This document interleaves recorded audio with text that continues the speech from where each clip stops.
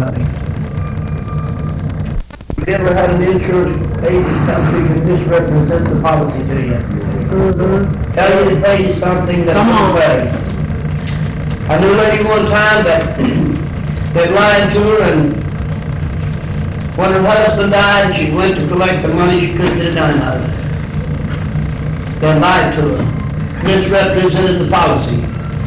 Some of you might know who I'm talking about. It was an individual, a church member in Portland, Ohio.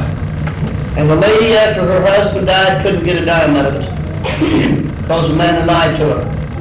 What about the preachers today that are lying to you about the insurance on your soul? Now I'm going to tell you, this policy right here will pay everything that it says it will pay. Everything in there is yours if you want it. But you see, there's a price to pay. Yep, come on. Just like you pay for an insurance policy on your body, on your natural life, there's a price to pay for this. People say, well, now, it won't cost you nothing. Yes, it will. It'll cost you the world. It'll cost you all the things that the devil has made pretty for you to take your soul down to the pit. It'll cost you that. But after all, who wouldn't want to trade a Model A Ford for a Cadillac anyway? Come on. All we got to know, Model A Ford maybe, or something less than that when you're not sin. And when God trades away, you get a spiritual Cadillac to ride around in. Oh, the world don't think it is. When they're looking at it through their binoculars, it's probably a bicycle. But listen, we know what we're riding in, don't we? Yes, sir. Paul said, I know in whom I believe, and I'm persuaded. What does the word persuade mean? That means he knew for sure. He was certain. He was persuaded. Nothing could change his mind. I know and am persuaded that he is able to keep that which I have committed to him against that day. Now, if we know and we're persuaded of this, why should we let the devil whip us around? Come on. Come on, that's right. We know we got, you've heard them say, well, you got to have the right cards in your hand. Well, we got them. Right. We got it. If that's what they want to call it, you know, it's an old saying. But we know what we got. Charlie, how do I know I got the Holy Ghost? Well, when I began to read, I got it the way the book said get it. That's right. I got it just the way the apostles got it. Amen. I got it just the way all the church got it. I spoke with tongues and magnified God. You might say, well, how do you know? What was you saying? Well, I wasn't saying it to man. I was saying it to God. That's right. If some man could understood what I was saying, then it wouldn't have said, he that speaketh an unknown tongue speaketh not unto men, but unto God. Because no man understandeth him. Howbeit in the Spirit he speaks mysteries. Did you ever read that? Yes. Well, if you're speaking a mystery, no man understands you, then it has to be an unknown tongue, doesn't it? That's right. Now, that's unknown to man, but it's not unknown to God. Right. Because he made all languages in the first place. But I was reading this morning and more convinced than ever. More convinced than ever. In the book of Daniel. Yeah, that's Just reading a little bit. First, before you get that, I've got one I want you to get in Romans. I want you to get one in Romans. We're just going to read a little bit. Maybe you all can talk with me. But the wife and I were talking about this morning. When she got up this morning, I got up a little bit before she had. I've been sitting in there studying the Word, and Brother Larry, it really brought tears to my eyes to know that the world is in the condition that it's in and they won't listen to you. That's right, amen, brother. Wasn't long after that until they had a program on television right after the news went off, and she flipped it over to Channel 12, and this is Ashland, Kentucky station. It's supposed to be all religious. And one of the preachers I knew, apostolic man, was sitting there telling, we don't preach doctrine. We don't preach this. We just want to love everybody in. We want everybody to come in. I want to see everybody come in too, but I want to see them come the right way. That's right. And this makes me more than ever want to reject those fellows. Amos said, how can two walk together except they be agreed? And I can't agree with them. Because if you don't preach doctrine, what have you got? They must have evidently not read where Jesus himself spoke to the apostles. Yes. He said that the name of God and his doctrine be not blasphemed. And that's exactly what they're doing. I believe Timothy might have spoke that. But in the 4th chapter of the book of Hebrews, I'm sorry, Romans, I've got Hebrew on my mind tonight, and that's good anyway. But it's Romans, speaking to the Gentile people, the Romans.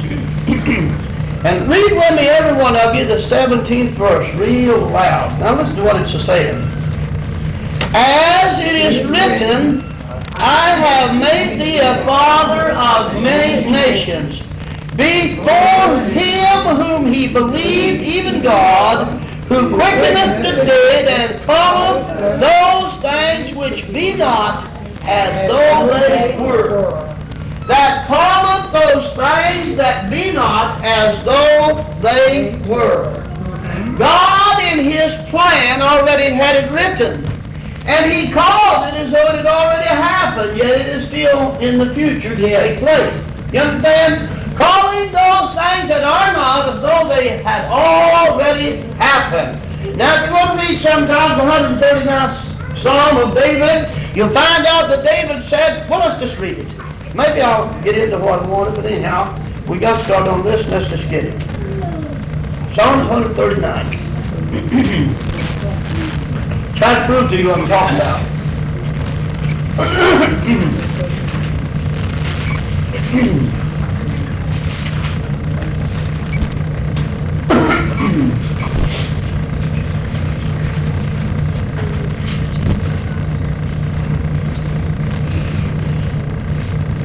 Now David was praying to the Lord here. And forgive me if I make a mistake in these words, because of both of these glasses, and sometimes I see about 3 or 4 words at one time. But anyhow, David said here, when he was talking about God, how big He was. Well, let's just read down through it. There's only 24 verses. O Lord, Thou hast searched me and knowing me. Now, how does God search us? And by His Spirit, doesn't He? Yes. Now listen. Thou knewest my downsetting and mine uprisings. What? Lord, You know me when I'm down. You know me when I'm up. You know me when I'm sit down. You know what I'm thinking about, Lord. You know what I'm most say before I even say it. Yeah. Now listen.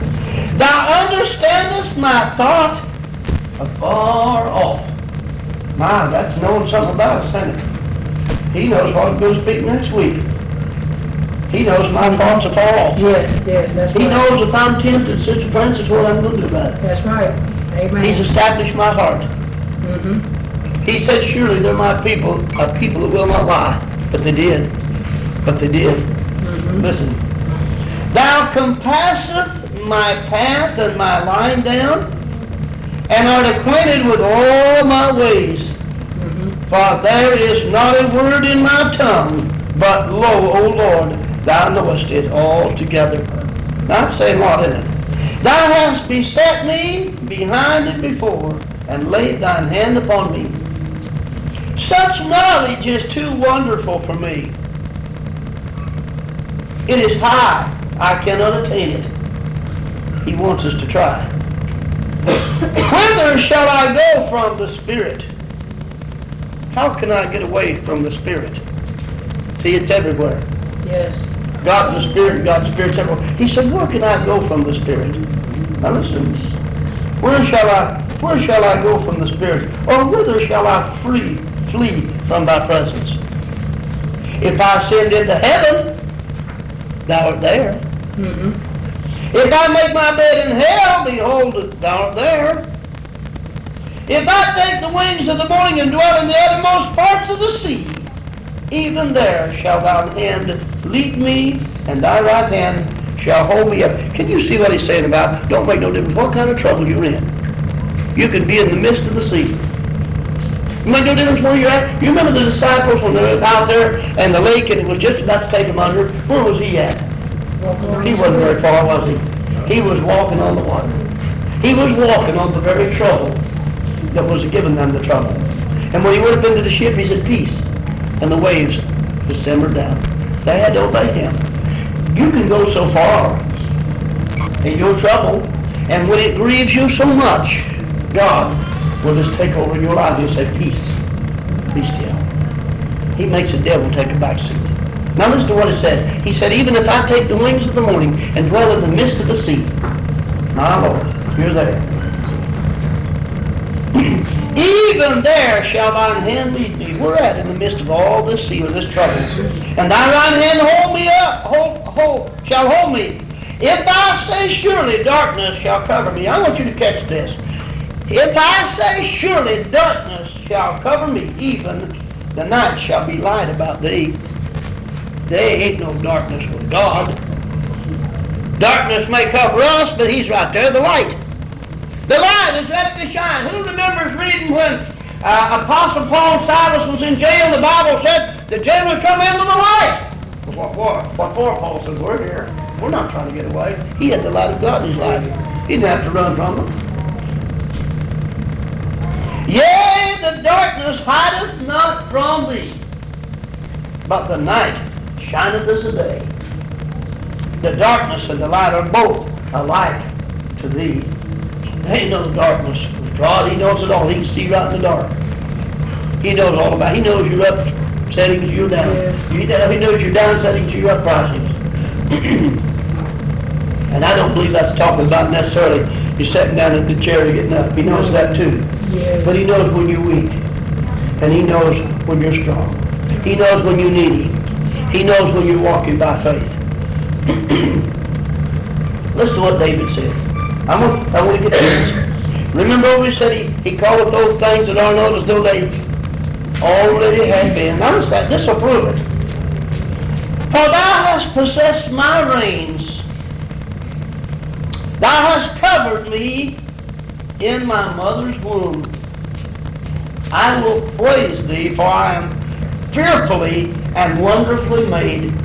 Marvelous are thy works, and that my soul knoweth right well. Now listen, my substance was not hid from thee. What is our substance? Isn't it our body? Our flesh, our body. Yes. Now listen, he said it wasn't hid from you. My substance was not hid from thee when I was made in secret and curiously wrought in the lowest parts of the earth. Mine eyes did see mine substance, yet being unperfect, and in the book all my members were written. You tell me God don't know?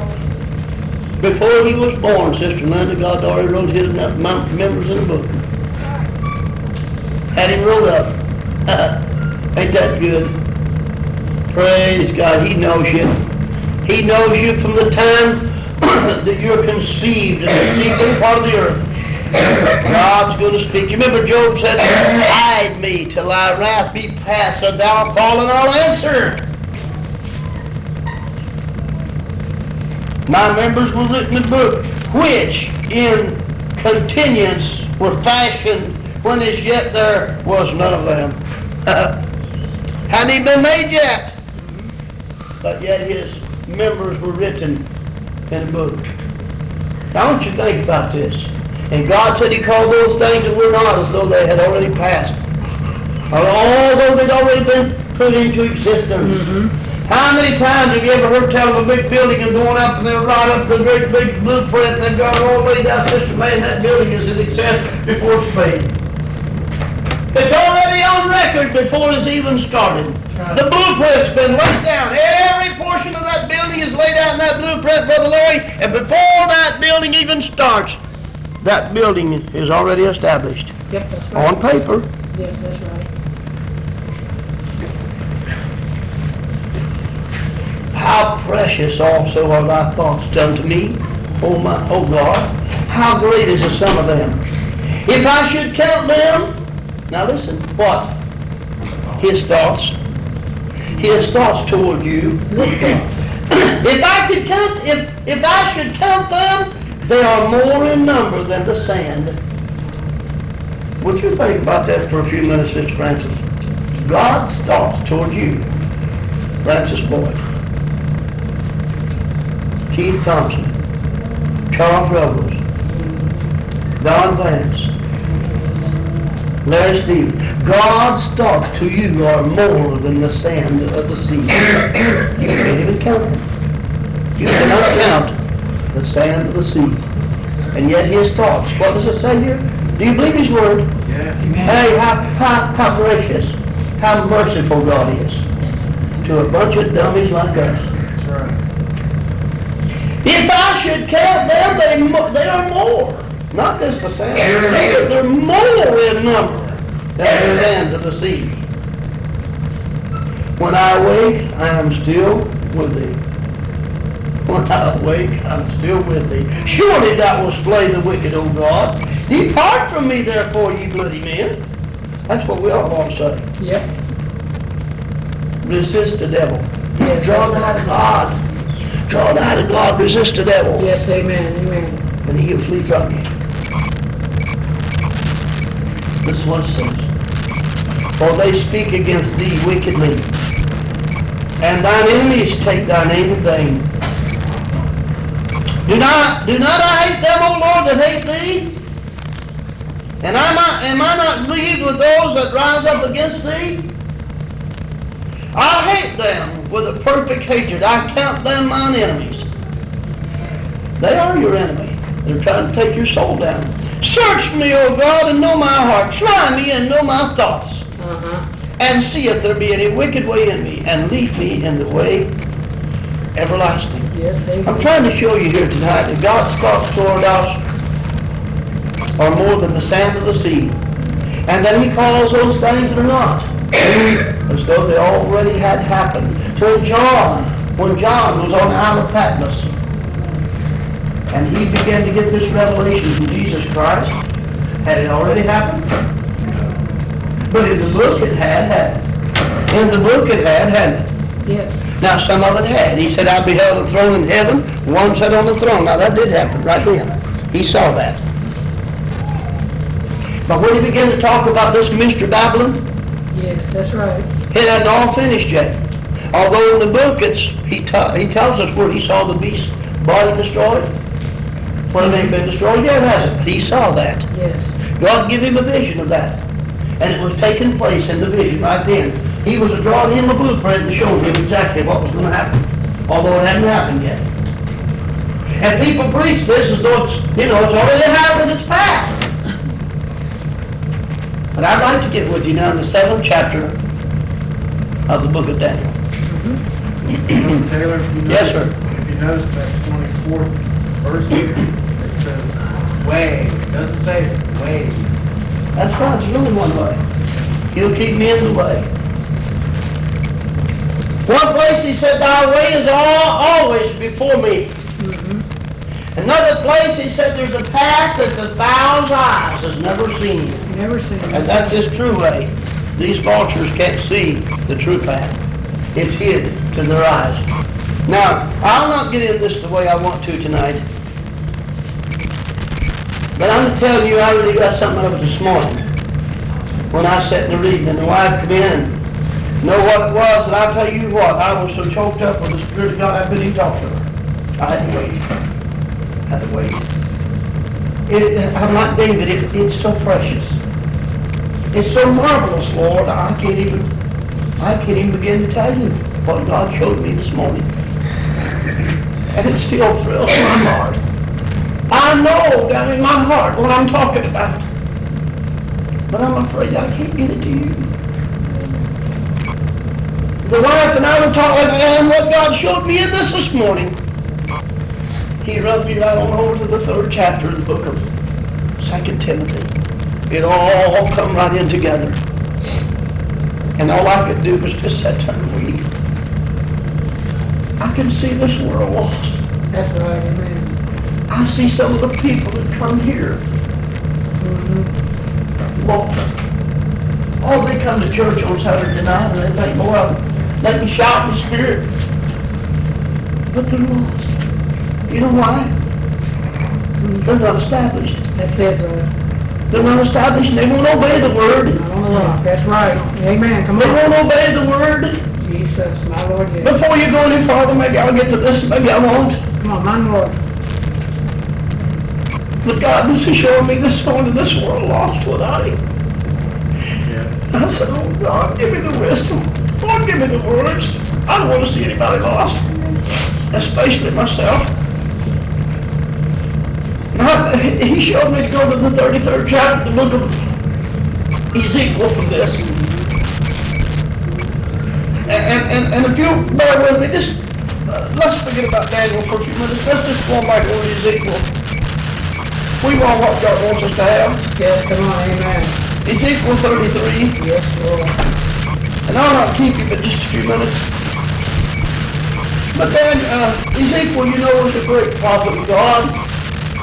God showed him, Brother David, the whole valley of dry bones, and it was the whole house of Israel.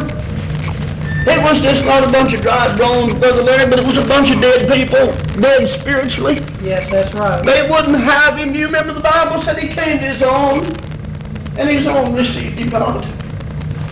He said, my people. My people. I believe it's the 4th chapter of Jeremiah. Maybe you can find it, brother, for me. I think it's 4 and verse maybe 20 or 22. I want you to listen to this. Jeremiah 4 and 22, I believe it is. For my people. What did it say? For my people is My foolish. people. Listen to this. My people. It's foolish. They're foolish. They have not known me. They have not known me. They are Scottish children. They're Sadish. You know what Sadish is? How many of you know what Sadish is? When you cook a piece of meat till it's just about fall off of the bone. It's Sadish all the way through. Mucky. It just fall off of the bone. That's what he's trying to tell us. They're Sadish people. They can just be tore apart. They can just be carried any direction. Now listen what he said, my people. Remember what he said, my people, not somebody else. My people. My people is foolish. They have not known me. They are Scottish children. They have none understanding. And they have none understanding. They are wise to do evil. They are wise to do evil. Sister Francis, their mind is always on something other than God. They want to be wise, but Brother Larry, in one place, he said they're wise to their own conceits. They're conceited in what they do. And I was sitting watching these people today that claimed that they knew God so much, and this man is sitting here, and his wife, I suppose it was his wife, and there's another lady here, and narrating that program, and honestly, if they'd have got outside and took that stuff off of you, wouldn't have known them.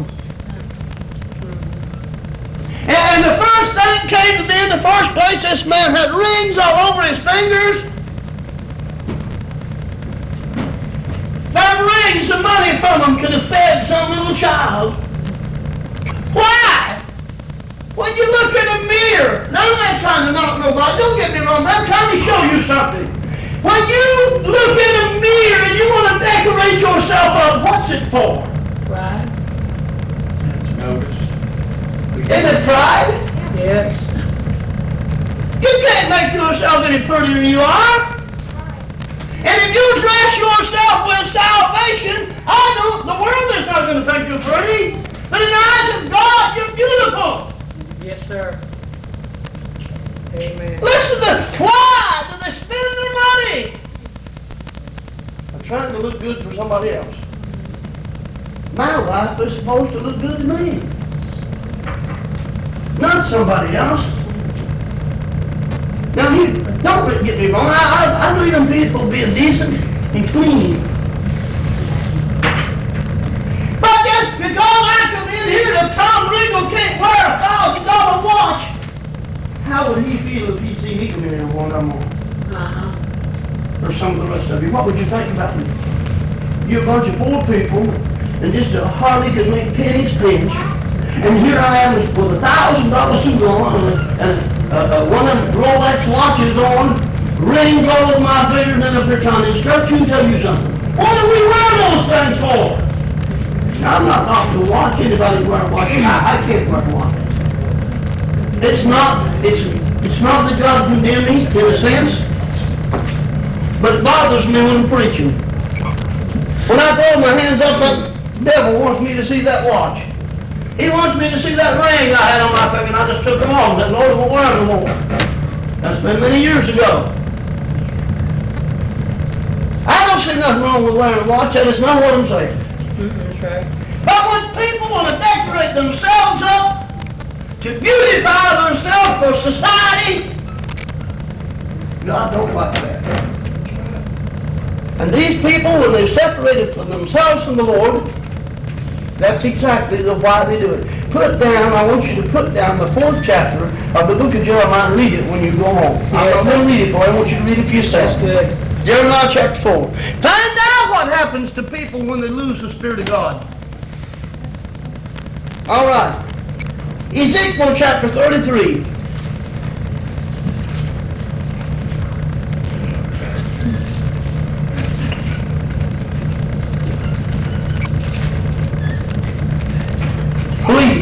Please, this next week, I'm not going to get to Daniel. It's getting too late. Please read the whole book of Daniel, will you? Now, not just once.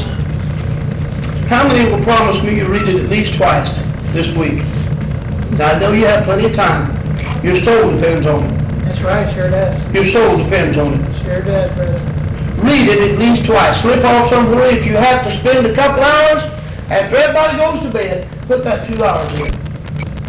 And if you have to get up before everybody in the morning and put in an hour or so in that book, do it.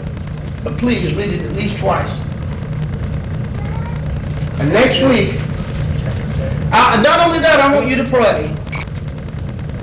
I want you to pray that God will give me the thought that I had this morning. I know what it is, but I don't know how to get it to you. God's the only one that can help me. Please, pray for me. But I can get my nose in here again. And that God can give us out of this what He wants us to know. Like He's got something in here for us. And if you'll read, Sister Betty, you got your book open, read Daniel 2:28. And this is all through it. Now we'll get this in Ezekiel just a minute. But I want you to catch this. Daniel 2 and verse 28.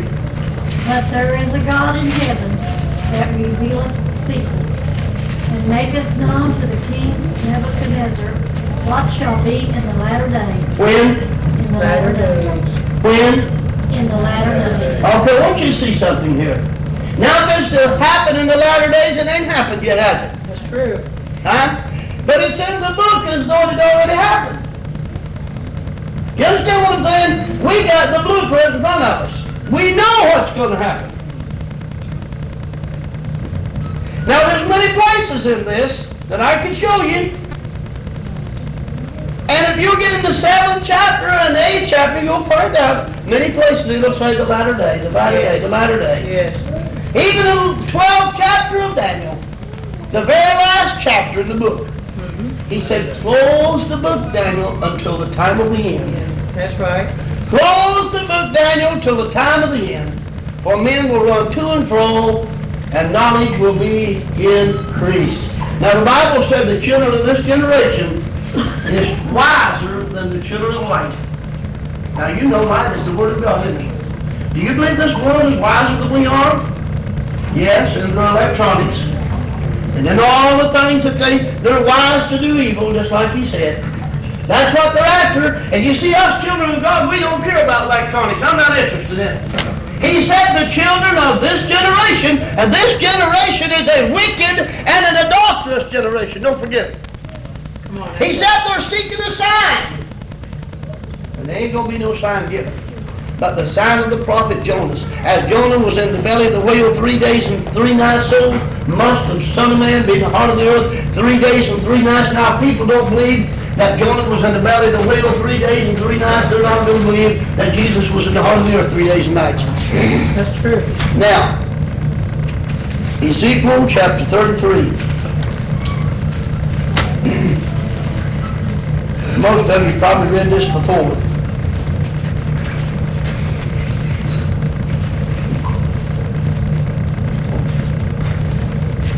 Be good if you read this whole chapter and you get a chance.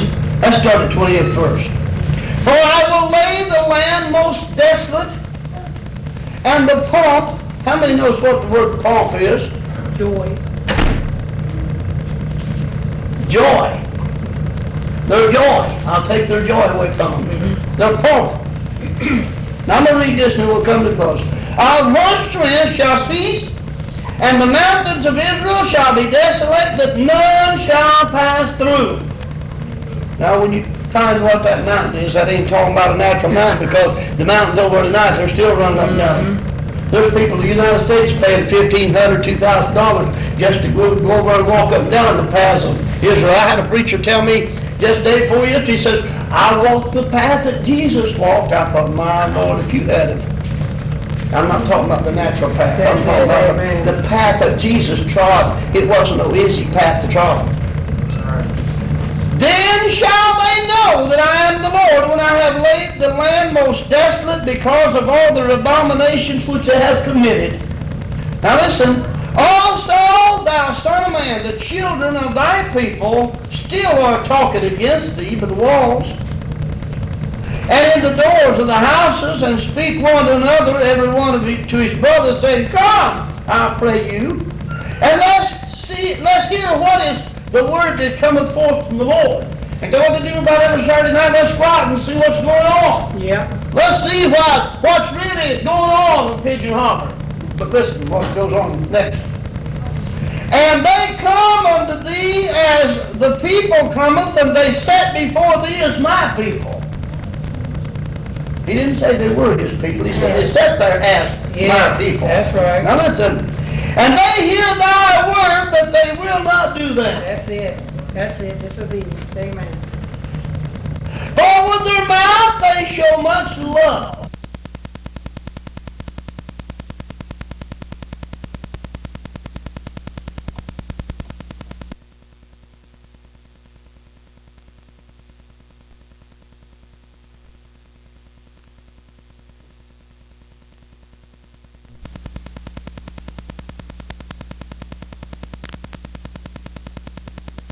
They forgot what they heard the minute they got out the door. The devil grabbed them out there in their minds, unstable. Yes. Listen, what did he say? How many of you met? How many of you met and they're in abomination at the very time you're talking to them and they're still trying to tell you they're born again? Their mouth, they can show for much love, but their heart absolutely is not in it. You cross one of them just a little bit and see what happens. You see what kind of spirit they got. You ask them right quick, why do you do this or why are you doing that? Why do you run around naked? Why are you doing the things you're doing if you tell me you're holy, you're born again? You'll find out what kind of spirit they got. You'll find out whether they're living it or not. You start living it, I'm going to tell you something. You're going to get a few phone calls.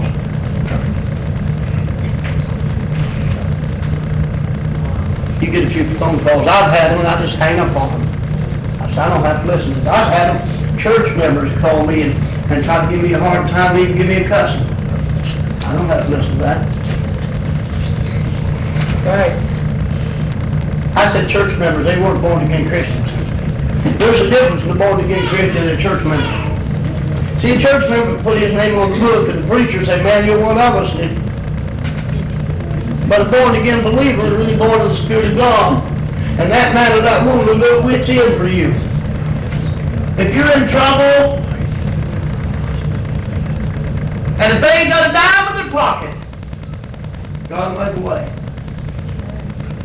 You know what? When I left here last Sunday, there's another couple went with us. And I had very little bit of money, and I'd never said nothing to nobody about it. My wife knows this. I had to borrow what I'd borrowed, then I'd give part of it away. But before I left here, there was a brother handed me a piece of money.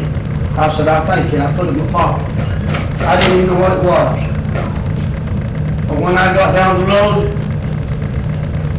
and saw what it was, it paid for my gasoline up there and back. Now, I didn't ask nobody but that brother. Didn't know. And I'll never tell people my problems because I know God is able to take care of them. Amen, brother. And I believe that God laid it on his heart to do it. Amen. Because I don't celeste nobody's money. I do celeste one thing, and that's your prayers. I do celeste them with all my heart. But your money, Paul said, I don't want yours. I want you. This man right here said, when I got up there, he says, he made me feel good. Not to the extent I want to tap on the back, but it was about 8:30 when we got there. We was pressed for time for election. He says, I knew you all were coming. Why? Because I love them. And I love Fred Walters. They were my neighbors here. We were the first ones that ever preached the truth to them people. And I guess me and my father-in-law was the first ones that ever baptized them in the name of Jesus Christ over the river. Like the little buddy kept telling me, he says, I can't preach Mom in heaven. I can't preach her in hell. Why? Because that's God's job. That wasn't Buddy's job. That wasn't my job. That's right, amen. That wasn't any other preacher's job. When a person closes their eyes in death, it's up to God then what he does with them. That's right. All I know is we have to preach the gospel here. I have to preach what is written. When you fall asleep in the arms of the Lord or whatever, that's up to him what he does with you. He knows your heart, I don't. That's it. See? I might take you over and baptize you a dozen times, but I don't know whether it got rid of your sin or not. I don't know what kind of heart you had. All I can do is my part. Okay, let's go and read the rest of this. Let's start at that 31st verse again. And they come unto thee as the people cometh. In other words, everybody gathers to the church house. Everybody comes, the people are coming. And they sit before thee as my people, and they hear thy words, but they will not do them. For with their mouth they show much love, but their heart goeth after their covetousness. And lo, thou art unto them a very lovely song, of one that hath a pleasant voice and can play well on an instrument. I know a lot of times there's people comes here on Saturday night just to hear them girls sing. Or to hear Joyce and Kevin and some of them sing. That's what they come for. But Sister Francis, one thing about it, when they're coming to listen to a song, they don't know they're going to carry some of the gospel away from here with them too. And they're going to be responsible for that. That's right. Go ahead. Preacher, where that says covenant, doesn't that mean, that brings to my mind where he said they have made a covenant with death? And what's the... Some of them going to do it, and with hell they are in agreement. See, they're not going to, but that, and here's the whole thing. It's boiling down to one thing. Here's God's going to show us right here in the Word, just a minute. Yes. 32nd verse. And lo, thou art unto them a very lovely song of one that hath a pleasant voice and can play well on an instrument. For they hear thy words, but they will not do them. Now listen, and when this come to pass, see, it hasn't come yet. But when this come to pass, and lo, it will come, then shall they know that a prophet has been among them. That's it. It's going to be too late then, isn't it? Yep, amen. That's the sad part. Too late then. If it could be read in here, the wife and I were talking this evening. She says, I believe if you just read it right out of the book and tell them just like it is, then it's up to them. I said, honey, do you believe that there's a mystery in God's Word? Yes, sir. Yes? I said, then the preacher that gets that mystery has to give it to them. Somebody say you read between the lines. No, you don't. No, You just show them what the Word means. That's it. And when you show them what the Word means, some of them think you're being mean with them. But if you'd come to me and didn't know how to go to Chicago, Illinois, and you had to be there at a certain time, or they were going to take your life. Your life depended upon you being in Chicago at a certain time, and you didn't know the way there. And you come to Brother Jenkins and said, will you show me the way to Chicago? Now, would you want me to tell you the truth, or would you want me just to beat around the bush about it? Remember, your life depends on it. That's right. You'd want me to tell you the truth, wouldn't you? That's right. Well, that's the way this book is. That's right. See? I could get up here and lie to you. God forbid. Yes, my. I could do it. I said I could. God forbid. I wouldn't. But then when you preach truth, people's not going to have it anyway. Only the pure in heart That's it. shall see God. Now there's a mystery to that, see. Only the pure in heart shall see God. Yes, amen. Now the way that scripture reads, the way a lot of people well, when he comes, the only ones that's going to see him are the ones that's got a pure heart. That's not what that's talking about. No, no. Because to truly open the scriptures, it says when he comes, every eye is going to see him.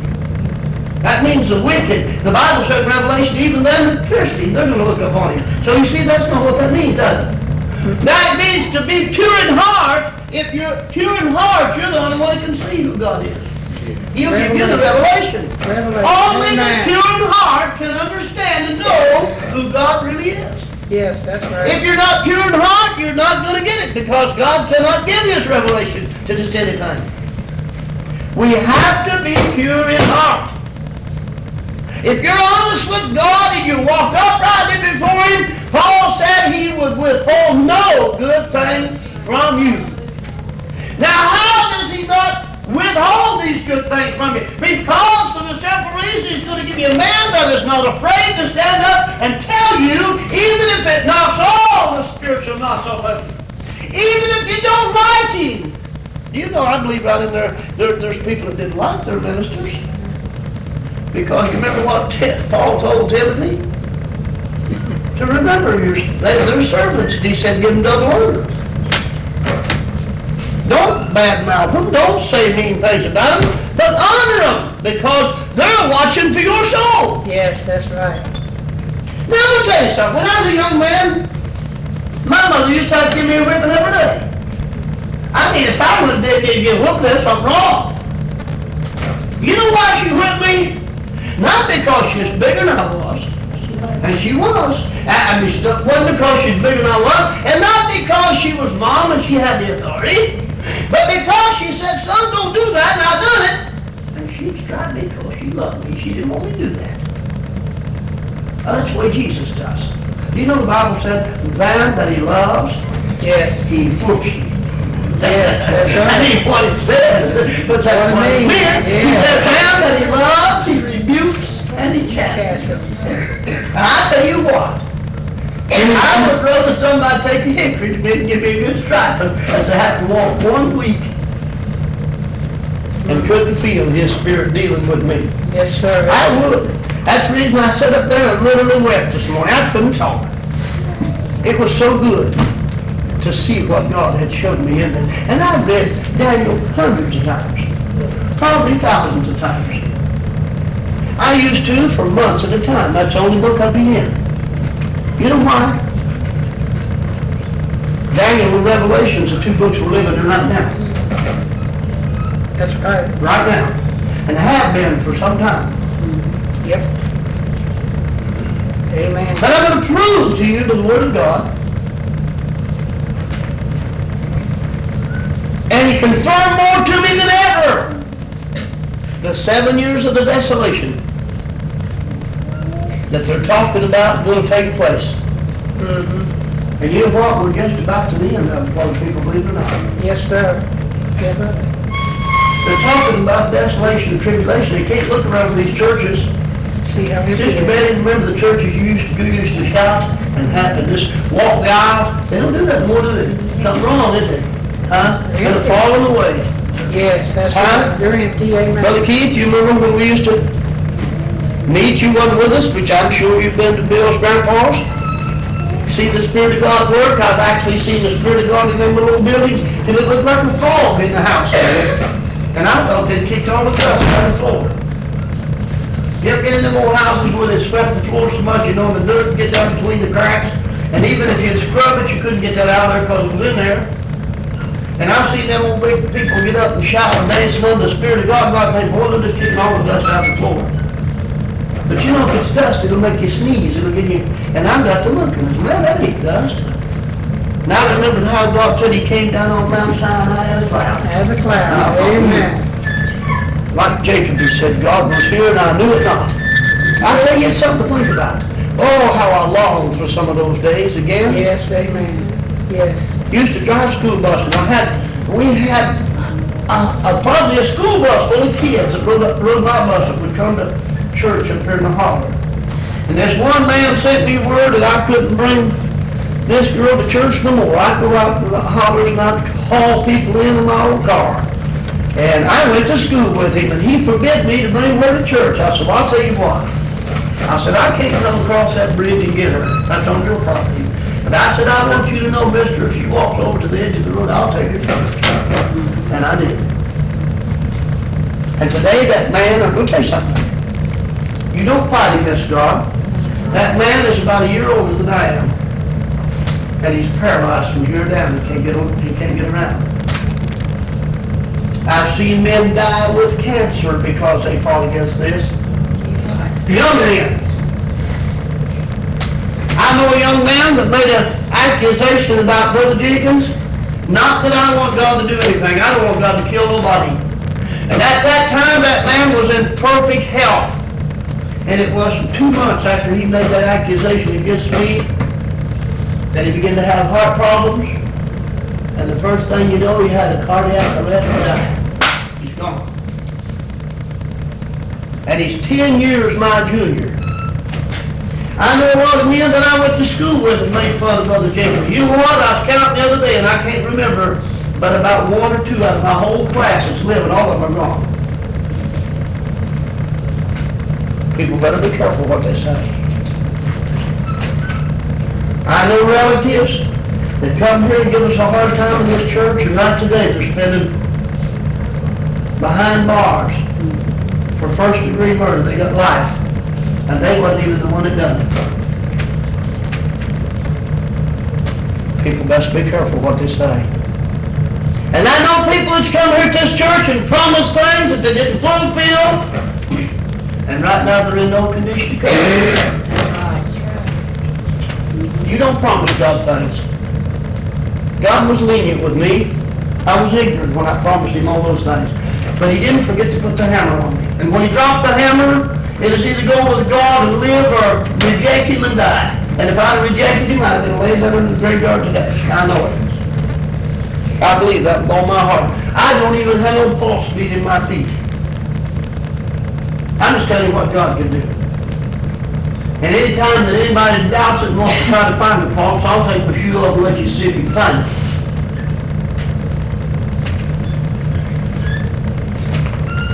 Doctors cannot find a pulse beat in my feet. My wife sat outside the doctor's office at Veterans Hospital, and when the Veterans Administration tells you there's something wrong with you, there's something wrong with you. Because they ain't going to give you nothing.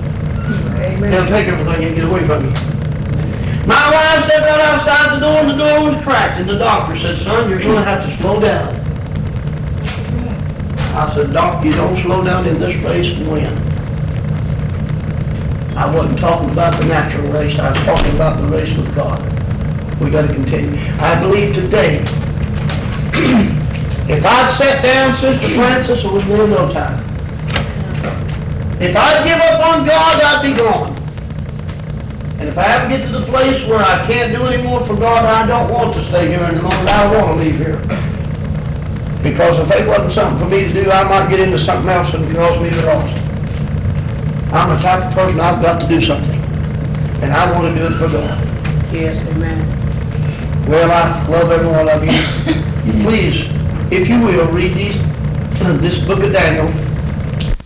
Not there's the book of Daniel, right quick. I'm going to let you read maybe 1 or 2 verses, and we're going to come through fast. Give me a head start. Yeah. Give you a head start.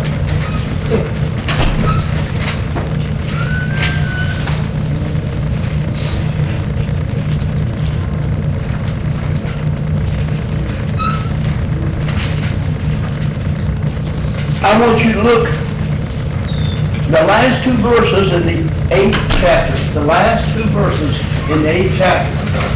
Sister Francis wants you to read it for us real loud. I want you to listen to this now. How many of you remember Daniel? What was one of the greatest things Daniel done? How many remembers? What was one of the greatest things that Daniel done? Gave the interpretation. Well, that was one thing. I'm talking about in the natural. What was the greatest thing Daniel done? Absolutely. He went right in the lines then. How many of us would walk in there today? Hey, they wouldn't even get me in the cage and one of them in the zoo. Now let's have him tied in the corner somewhere. Then I'd have to inspect them chains before I got in there. But this man went in the lines then. And if there's anything that ever make you be afraid, that would. But this man did not fear. This didn't bother him near of what this vision was that God showed him. That's Sister right. Francis, read them last two verses of the 8th chapter. Listen to what it said. And the vision of the evening and the morning which